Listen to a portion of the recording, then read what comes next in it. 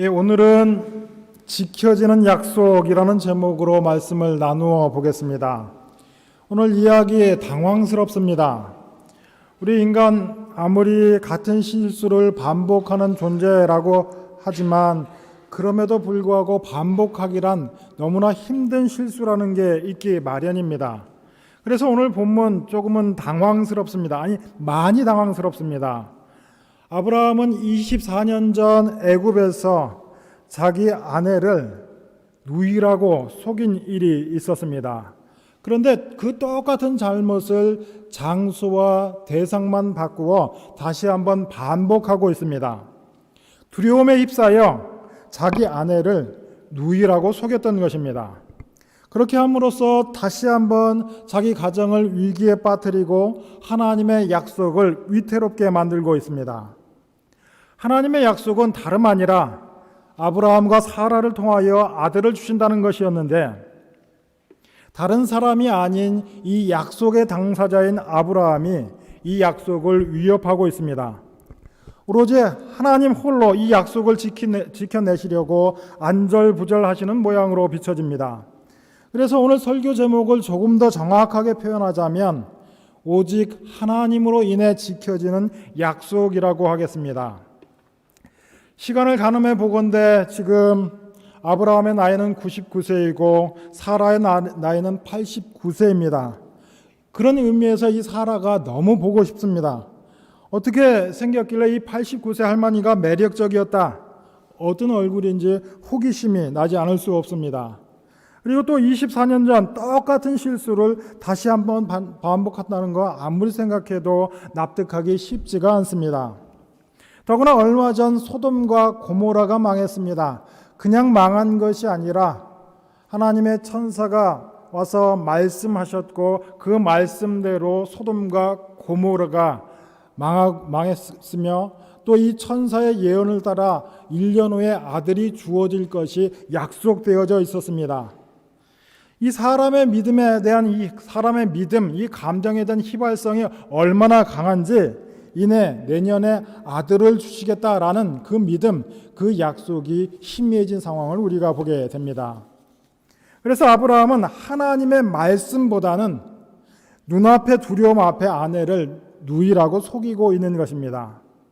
도대체 지난 24년간 아브라함이 겪었던 그 수많은 시련을 통해서 도대체 무엇을 배웠는가라는 질문을 하게 됩니다. 그런데 우리가 스스로를 돌이켜보면 아브라함을 탓할 처지가 아니라는 것을 잘 알 수 있습니다. 오히려 아브라함처럼 극단적인 상황에 처해지지 않는 것을 감사해야 할 것입니다. 오늘 이 말씀을 들어가기에 앞서 우리가 확인해야 되는 것은 무엇이냐? 신앙생활을 흔히 믿음의 경주라고 이야기하는데 이 땅에 사는 동안은 그 어떤 경지가 없다라고 하는 것입니다. 우리는 모든 순간에 시험을 경험하고 모든 순간에 흔들리기 마련입니다. 우리가 스스로 기도하고 말씀 앞에 스스로를 겸비하지 않으면 언제라도 넘어질 수 있는 게 바로 우리 자신이라고 하는 것입니다. 그러니까 아브라함이 롯보다 낫다라고 말할 수 있는 게 아무것도 없다라고 하는 것입니다. 오늘 본문의 아비멜렉, 사라를 데리고 간 아비멜렉은 그랄 지역의 왕인데 가만 오늘 본문을 살펴보다 보면 아브라함보다 세상 왕인 이 아비멜렉이 더욱더 정의로워 보입니다. 지금 창세기를 적어 내려가고 있는 모세는 도대체 무슨 말씀을 이스라엘 백성들에게 하고 싶었던 것일까요? 이삭이 태어난다라고 하는 것은 하나님의 약속입니다. 이 하나님의 약속이 성취되는데 아브라함이 기여한 바가 전혀 없다는 사실을 오늘 본문이 일부러 강조하고 있는 것입니다. 하나님의 약속, 하나님께서 약속하시고 그 약속을 홀로 이끌어 가신다라고 하는 것을 우리에게 보여주고 있습니다. 약속이 이루어지기 딱 1년 전 하나님께서 아들을 주시겠다 아브라함에게 약속하셨지만 그 약속이 아브라함의 흔들리는 믿음 때문에 다시 한번 위태로워지고 있습니다. 하나님께서는 이런 위기가 생길 때마다 달려가 수습하셔야 했습니다. 마치 아들이 버려놓은 일을 수습하기에 바쁜 아버지의 모양입니다. 그러면 우리의 질문은 이것입니다. 왜 하나님의 약속에 매번 이렇게 위협을 받는가? 가장 큰 이유는 다름 아닌 하나님의 사랑 때문입니다. 하나님께서는 우리가 얼마나 연약한 존재인지 너무나도 잘 알고 계시지만 그럼에도 불구하고 우리 한 사람 한 사람을 약속의 파트너로 삼으셨습니다. 하나님은 당신을 배반하고 그 하나님의 약속을 지킬 능력이 없는 우리를 파트너 삼으신 까닭에 어찌 보면 이 인간을 향한 그 하나님의 사랑 때문에 하나님의 약속이 늘 위협받고 있는 모양새입니다. 하지만 그 무수한 위협에도 불구하고 하나님의 약속은 절대 실패하지 않습니다. 왜냐하면 하나님의 신실하심이 우리 인간의 연약함보다 훨씬 크고 위대하기 때문입니다. 하나님의 약속을 따라오신 예수 그리스도, 그 십자가 위에서 우리의 연약함을 감당하셨기 때문입니다. 바로 우리가 그것을 매번 확인하고 고백하는 시간이 예배인 줄 믿습니다. 우리는 예배당에 들어와서 참회 기도할 때에 지난 주간에 내가 하지 못한 일 내지는 한 일 때문에 회개하고 참회하지만 신앙이라고 하는 것은 내가 무엇을 했는지를 확인하는 것이 아니라 하나님께서 우리 인생 가운데에 하신 일이 무엇인가를 끊임없이 확인하는 것인 줄 믿습니다. 바로 그 예배를 통해서 그것을 확인해 나가는 줄 믿습니다. 우리의 삶을 이끌어가는 하나님의 능력은 우리의 교만, 우리의 문제가 되는 어떠함에 영향을 받지 않는다는 사실을 우리는 예배 때마다 고백하는 줄로 믿습니다. 지금 아브라함 마므레라는 곳을 떠나 그랄로 불려지는 땅으로 자기의 장막과 가축대를 이동시키는데 도착하자마자 위기에 봉착합니다. 1절 2절 말씀 다시 한번 봅니다. 아브라함이 거기서 네게브 땅으로 옮겨가 가데스와 술 사이 그랄에 거류하며 그의 아내 사라를 자기 누이라 하였으므로 그랄 왕 아비멜렉이 사람을 보내어 사라를 데려갔더니 아브라함은 그랄에 도착하자마자 자기 아내를 빼앗겼습니다. 왜냐하면 아내가 아니라 누이라고 속였던 까닭입니다. 다만 내 목숨을 빼앗기는 것과 아내를 빼앗기는 것 사이에서 하나만 선택해야 한다라고 하면 내 목숨을 선택해야만 하는, 선택할 수 있는 세상에 아브라함이 살았기 때문입니다. 두려움, 그 중에서도 두려움에 대한, 죽음에 대한 두려움은 큰 능력이 있는데 죽음에 대한 두려움이 발휘해야 하는 첫 번째 능력은 남 탓하게 하는 것입니다. 11절 말씀 아브라함의 변명입니다. 아브라함이 이르되 이곳에서는 하나님을 두려워함이 없으니. 아브라함은 그 위기의 상황에 하나님께 듣기보다 자기 마음속에서 말하는 그 두려움의 소리에 귀를 기울였습니다. 두려움이 말한 새빨간 거짓말이었습니다. 왜냐하면 오늘 본문을 보면 그랄 사람이나 그들의 왕이 하나님을 엄청 두려워하는 모습을 보여줍니다. 그러니까 문제는 다른 데 있는 것이 아니라 아브라함이 문제였습니다. 바로 아브라함이 하나님보다 눈앞의 현실을 더욱더 무서워한 게 문제였습니다. 바로 아브라함의 문제였습니다. 내 아내로 말미암아 사람들이 나를 죽일까 생각하였음이요. 사라가 이 말을 듣고 웃어야 합니까? 울어야 합니까? 자기 부인에게 남이 반할지 말지를 어떻게 알며 설령 반한다 한들 무조건 죽일 리도 없지요. 다 이 모든 것은 다 아브라함의 두려움이 한 거짓말입니다. 그런데 이 두려움이라는 감정은 너무 똑똑해서 그럴듯한 근거를 가지고 이야기하는데 12절 말씀입니다. 또 그는 정말로 나의 이복 누이로서 내 아내가 되었음이라. 물론 이복 누이였지만 지금은 자기 아내가 되었습니다. 그러니까 반쪽짜리 진실은 거짓말의 다른 말이지요. 진실은 이복 누이였으나 지금은 제 아내입니다. 그러니까 이 반쪽짜리 진실은 거짓말이라는 말입니다. 더구나 이 두려움은 공범자를 만들어 자기의 책임을 둘로 나누려고 합니다. 13절 말씀, 하나님이 나를 내 아버지의 집을 떠나 두루 다니게 하실 때에 내가 아내에게 말하기를 이후로 우리의 가는 곳마다 그대는 나를 그대의 오랍이라 하라. 이것이 그대가 내게 베풀 은혜라 하였노라. 왕이시여, 제가 제 아내 사라와 이미 다 합의한 것입니다.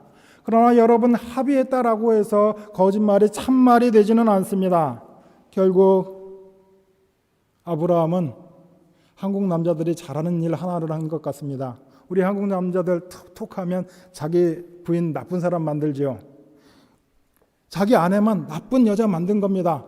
저 여자가 합의했는데 저 여자가 사실대로 하지 않았습니다 라고 남 핑계대고 있는 것입니다.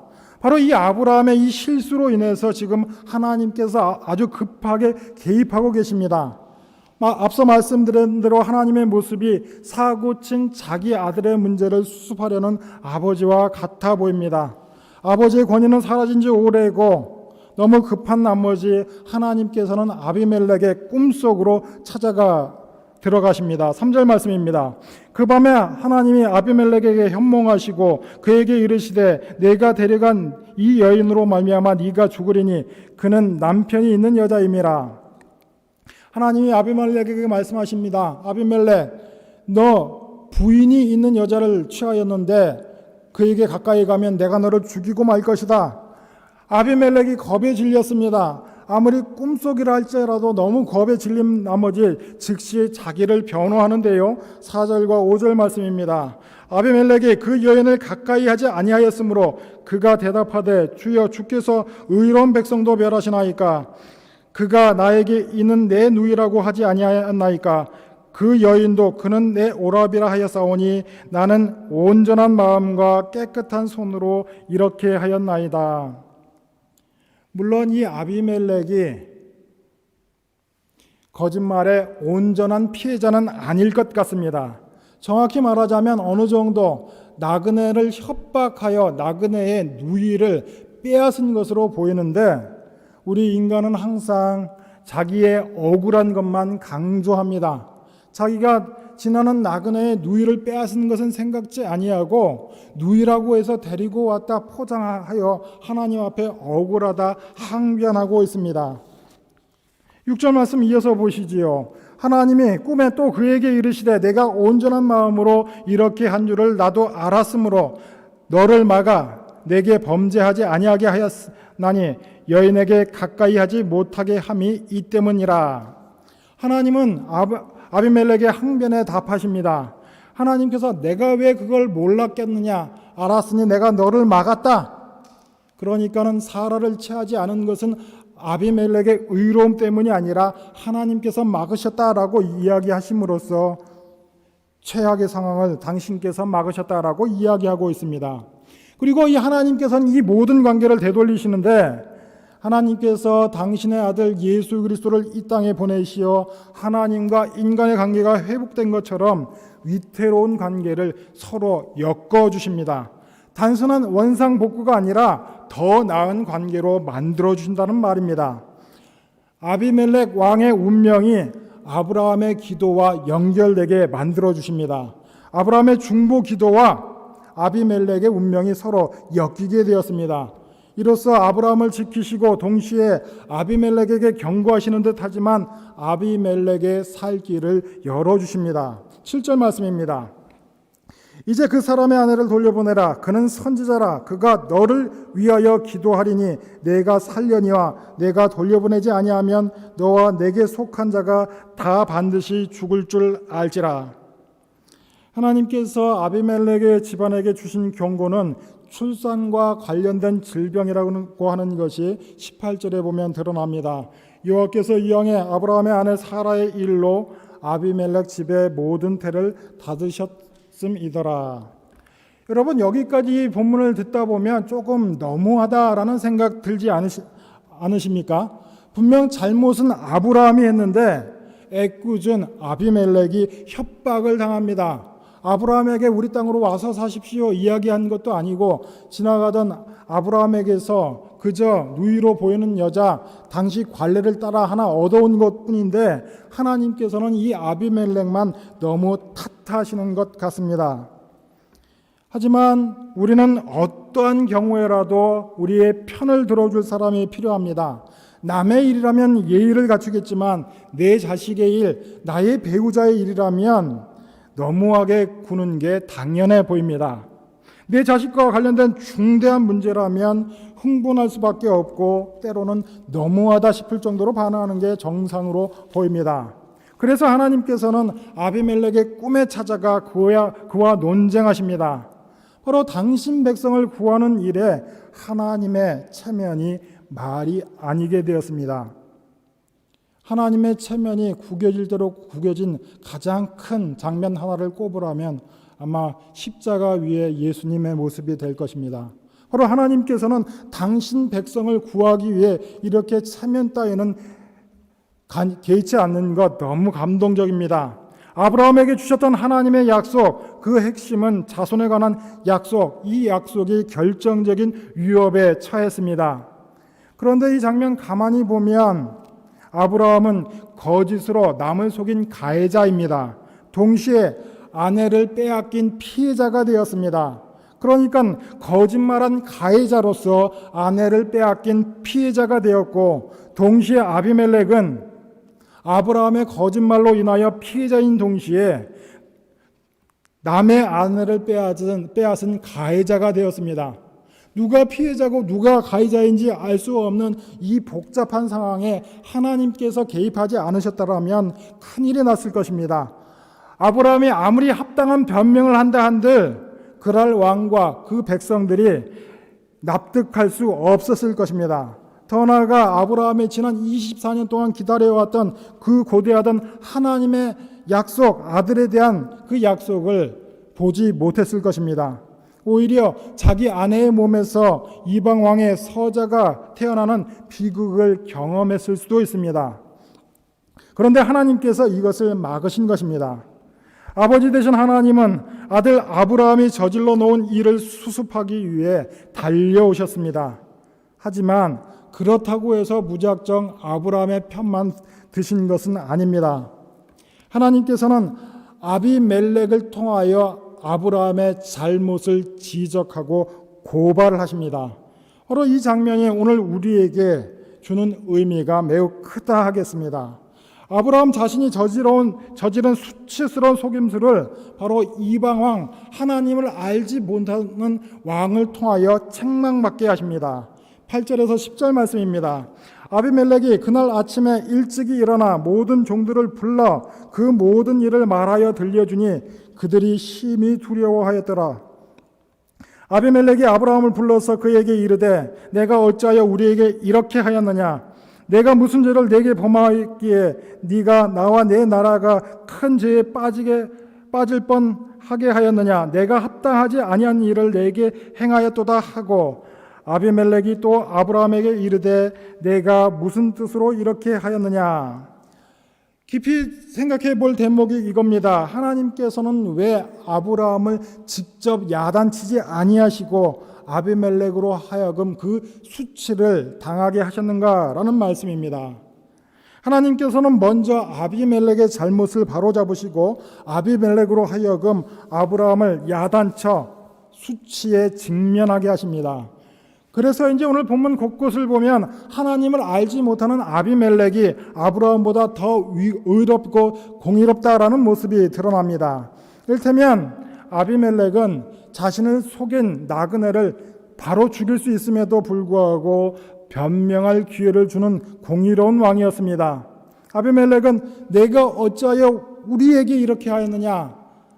너의 거짓말은 나뿐만 아니라 우리 백성을 어렵게 할 뻔했다. 백성을 생각하는 왕이었다라는 것이 드러납니다. 더불어 거짓말한 아브라함을 쫓아내지 않고 자기네 땅에 거주할 수 있게 해주는데 15절 말씀입니다. 내 땅이 네 앞에 있으니 네가 보기에 좋은 대로 거주하라. 얼마나 마음이 넓습니까? 더구나 아비멜렉은 아브라함에게 자기 잘못에 대한 배상금을 지불하는데 16절 말씀입니다.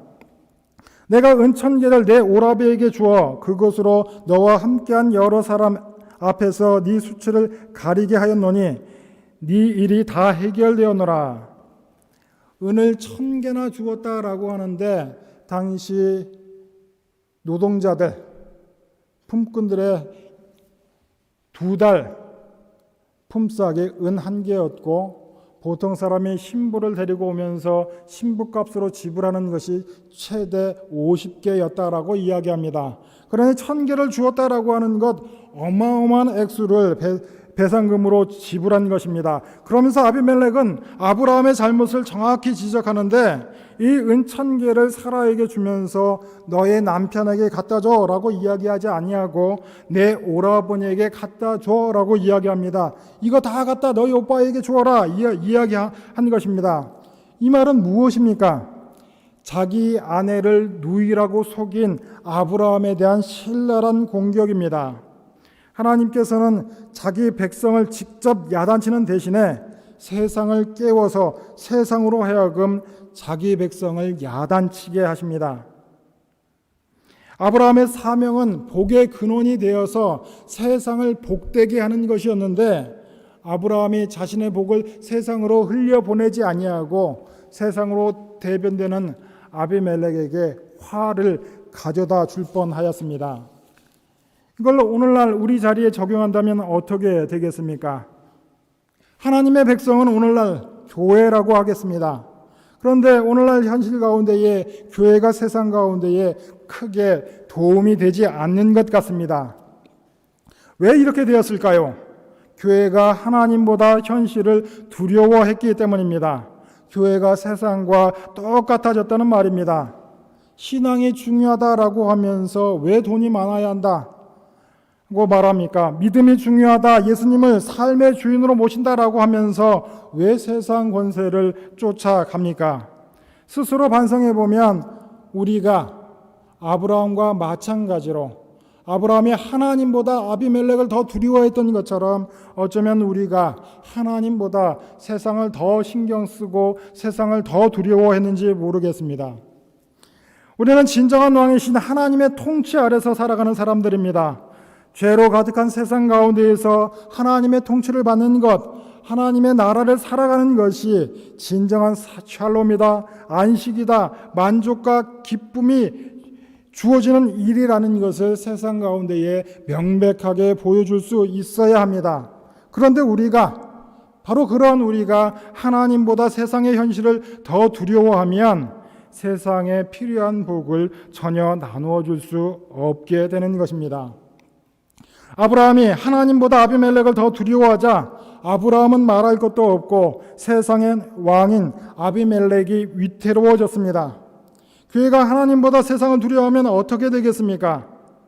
교회는 언젠가부터 세상에 복을 나누어주는 존재가 되지 못하고 지탄받게 되었습니다. 어쩌면 이것은 아비멜렉을 통해 아브라함을 책망하신 하나님의 음성일 수도 있다라는 생각해 봅니다. 세상이 어떻게 교회를 통해 복을 받을 수 있습니까? 오늘 본문을 가만히 보면 아브라함이 아비멜렉을 위해 복을 빌게 될 것입니다. 그리고 하나님께서는 아브라함의 중보기도에 응답하시고 아브라함에게 복을 주실 것입니다. 바로 이 과정을 통해서 이제 아브라함에게서 하나님과 하나님의 백성에 대한 경외심과 두려움이 일어나게 하시고 그리고 아브라함이 아비멜렉에게 벌금을 받아내는 방식이 아니라 오히려 아비멜렉이 아브라함에게 선물을 주는 방식으로 양자 간의 화해를 도모하시는 것입니다. 바로 우리가 그 부분에서 많이 생각해야 되는 대목이라고 하겠습니다. 우리 교회는 어떻게 해야 합니까?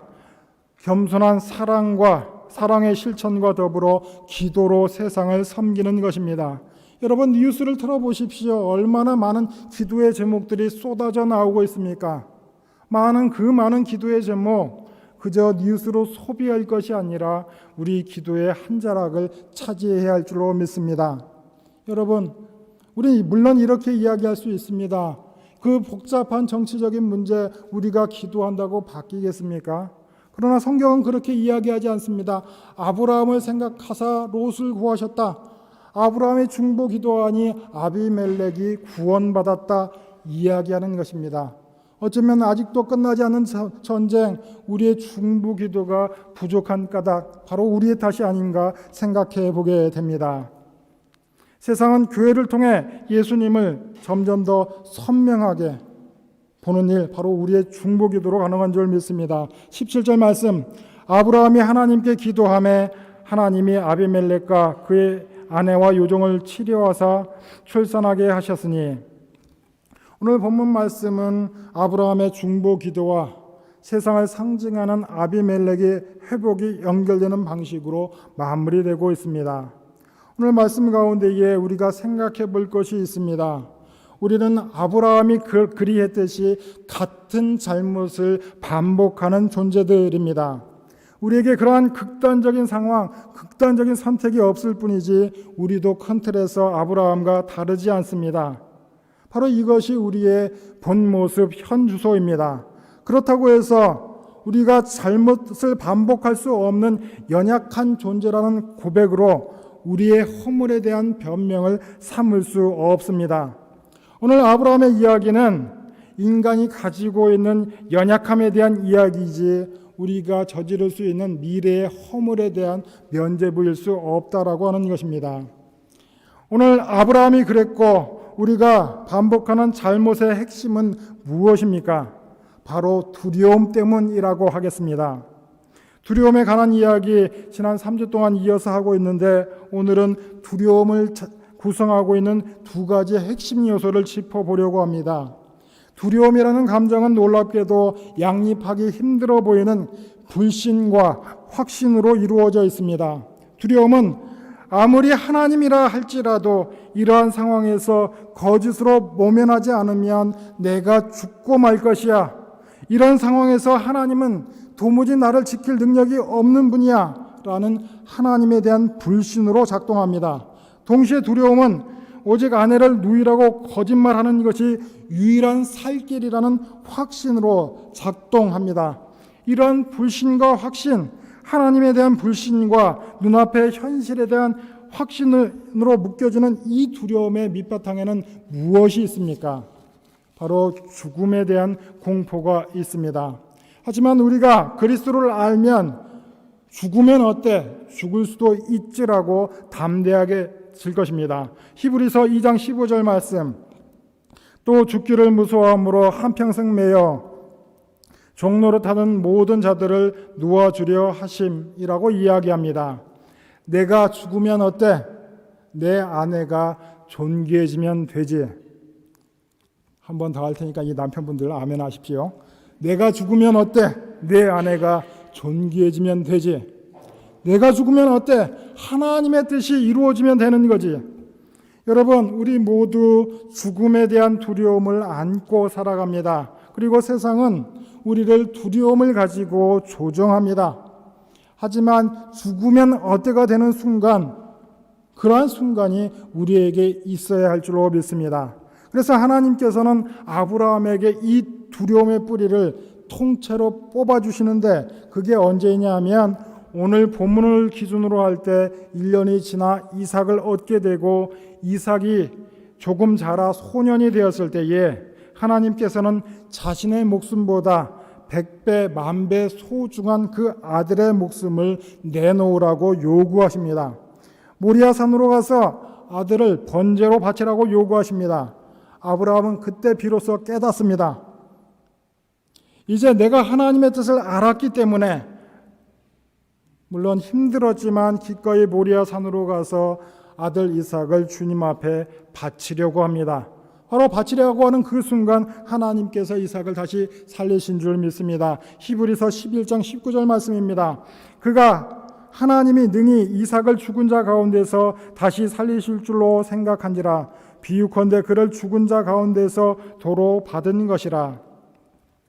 하나님은 죽음을 넘어서 일할 수 있는 분이고 죽음의 두려움으로부터 나를 자유케 하실 수 있는 분이라는 것을 아브라함이 깨달았습니다. 그래서 아브라함이 죽으면 어때? 라고 고백할 수 있었던 것입니다. 바로 그 모리아산이 어떤 산이냐? 하나님이 정하신 때를 따라 우리 예수님께서 그 모리아산에서 자기의 목숨을 내놓으셨습니다. 바로 그 모리아산입니다. 그렇게 하심으로 우리에게 예수님과 함께 죽어 예수님과 함께 살아가는 은혜를 베푸신 줄 믿습니다. 바로 우리를 예수님과 더불어 죽음을 넘어선 자로 살게 하신 줄 믿습니다. 바로 이것이 우리에게 베푸신 가장 큰 은혜입니다. 마지막으로 여러분 히브리서 2장 14절에서 16절을 읽겠습니다.